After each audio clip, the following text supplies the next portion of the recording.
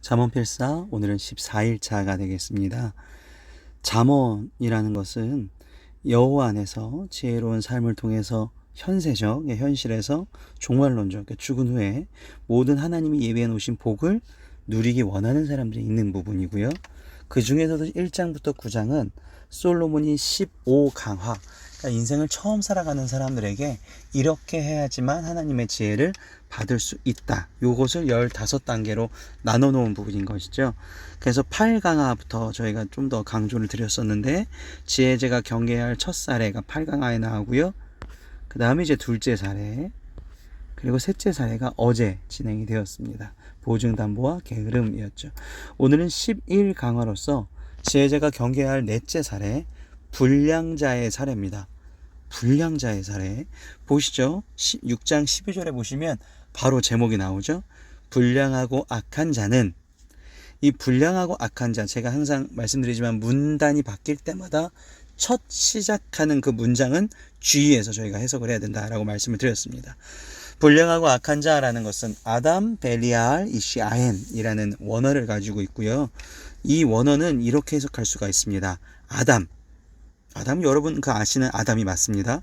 흙진토라는 뜻을 가지고 있고 하나님의 형상대로 창조된 인간, 이것을 아담이라 그럽니다.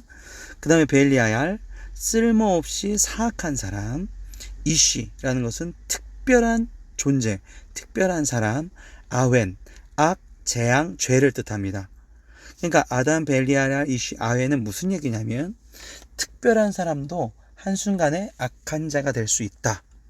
그러니까 불량하고 악한 자라고 우리 한글 성경에 해석이 되었지만 이 모든 부분은 다 우리에게 속한 거죠. 우리들도 뭐 믿음이 좋았고 뭐 오랫동안 교회를 다녔고 성경 필사도 지금 하고 있는 정도지만 어느 순간에 우리도 악한 자가 될 수 있다라는 것을 조심하는 마음으로, 경계하는 마음으로 보시는 구절입니다. 그래서 이 11강화는 지혜자가 경계할 사례 네 번째를 불량한 자의 사례라고 두고 있습니다.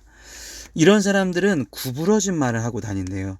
구부러진 말이라는 것은 진리를 왜곡하고 자기의 이익을 위해서 거짓된 말을 하고 타인에게 아픔을 주는 말을 일상화하는 사람을 뜻합니다. 그러니까 신앙이 좋다라는 것이 교회를 오래 다닌 연수에 비교할 수 있는 것도 아니고 그 사람 직분에 비교할 수도 아니고 이 사람이 진리를 통해서 얘기하고 상대방에게 사랑을 주는 얘기를 하고 자기의 이익보다는 타인의 이익을 위해서 살아가는 사람, 이 사람이 신앙이 좋은 사람이겠죠. 다시 말해서 예수님과 닮아 있는 사람이라고 해석하시면 되겠습니다. 이런 사람들이 어떻게 되냐면 6장 13절부터는 신체 부분을 통해서 이런 악한 자, 불량한 자를 표현하고 있어요. 눈짓을 하며 발로 뜻을 보이며 손가락질하며, 뭐 아시겠지만 이제 사기꾼들이 모여서 이 사람을 속여 먹으려고 할 때 서로 이렇게 막 눈짓 발짓 하잖아요. 그렇죠? 하나님의 형상대로 창조된 사람이 그 창조된 신체를 가지고 악한 일에 사용하고 있는구나. 이런 사람들이 불량한 자라고 되겠습니다. 신체가 나왔으니까 14절에는 이제 마음이 나오는 거죠. 그의 마음에 폐역을 부으며 항상 악을 계획하며 다툼을 일으키는 자. 그러니까 불량한 자는 어떤 자다? 분쟁을 조장하는 자다. 다툼을 일으키는 자다. 이런 사람이 불량한 자라고 볼 수가 있습니다.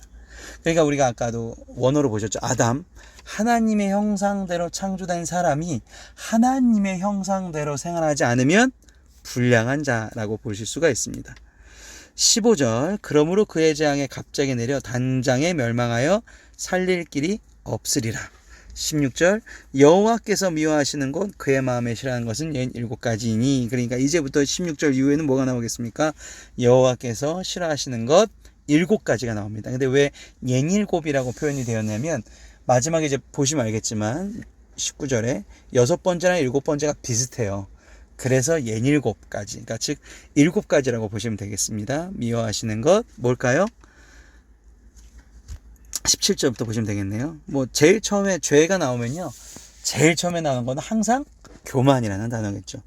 아담과 하와가 첫 원죄를 저질렀을 때 처음 시작했던 마음이 교만이었죠. 교만. 하나님처럼 되고 싶다. 그러니까 그것에 관심을 보이게 되었다. 그래서 교만한 눈이 첫 번째. 교만이라는 것은 하나님을 경외하지 않는다라는 것을 뜻하고요. 하나님 없이 나의 힘으로 더욱더 높아질 수 있다라는 마음을 먹는 순간, 그 다음 거짓된 혀가 나옵니다. 남을 속이고 하나님 말씀 무너뜨리는. 세 번째, 피를 흘리는 손. 그러니까 무죄한 자, 순결한 사람, 죄가 없는 사람의 삶을 파괴하는 손, 이렇게 나오죠. 교만한 눈, 거짓된 혀, 피를 흘리는 손. 그 다음에 악한 계교를 꾀하는 마음, 그리고 빨리 악으로 달려가는 발. 여기를 잘 보셔야 될 게 뭐냐면, 악한 계교를 꾀한다는 것은 아직 행동을 하지 않은 겁니다. 계획을 세우고 있는 거죠. 그러니까 우리가 이런 거죠. 실제로 행동을 하지 않았는데 예배를 드리고 나서, 예배 때는 우리가 죄를 짓지 않았죠. 예배 끝나고 나서 누군가를 보면서 내 마음속으로 죄를 졌어요. 저 사람이 이렇게 됐으면 좋겠다, 차라리 이렇게, 이런 마음. 그럼 그 순간 하나님께서 싫어하시는 것에 네 번째에 포함이 되어버리신 거죠. 마음으로도 죄를 지면 안 된다라는 것과, 그리고 빨리 악으로 달려가는 발. 악으로 달려가는 발이라는 뜻은 뭐냐면요, 다른 것이 아니라 이 사람은 신앙생활을 하는 사람이지만 신앙생활보다 더 불의한 일, 더 다른 일에 몰두를 해버리는 거예요.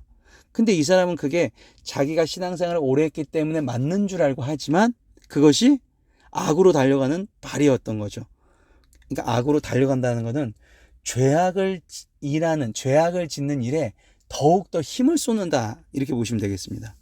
그래서 우리가 항상 조심해야 될 것은, 말씀과 기도 쌓기에 이거에 집중을 해야 되는 것이지, 말씀과 기도 쌓기를 내가 게으르게 하면서 나는 교회 오래 다녔고 난 직분이 이러니까 내 행위가 옳다, 이게 굉장히 위험할 수 있다는 것입니다.